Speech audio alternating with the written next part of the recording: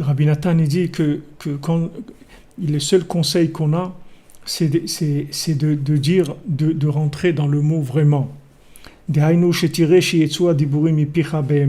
C'est-à-dire de faire en sorte de dire les mots vraiment.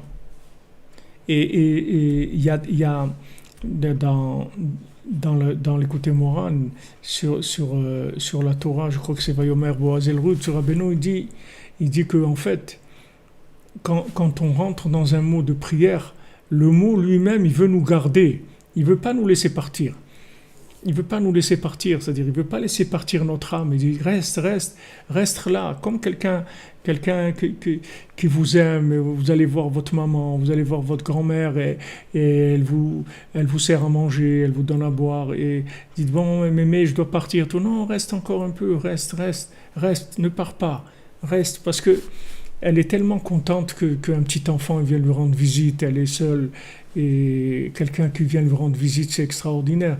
Alors les mots, c'est comme ça, les mots, ils sont vivants, puisque tout ce qu'il y a sur Terre, c'est animé par des mots. Le Lachon HaKodesh, c'est le Lachon de la création, c'est la langue de la création, la langue sacrée, mais c'est la langue qui alimente aussi tout. C'est-à-dire tout vit avec des lettres. Si maintenant vous scannez un objet, vous allez voir que c'est des lettres, c'est tout, il n'y a que des lettres, il n'y a rien d'autre. David Ameller, il voyait que des lettres. Dans tout ce qu'il voyait, il voyait les lettres de la chose. Donc maintenant, si vous voulez, la lettre, elle est vivante. Les mots, ils sont vivants. Alors quand vous rentrez dans un mot, il est tellement content, il ne veut pas vous laisser partir. Rabbeinu, il dit ça avec une poésie extraordinaire. Comment Rabbeinu, il amène ça. C'est merveilleux de voir comment le mot insiste, il dit non, ne pars pas, reste.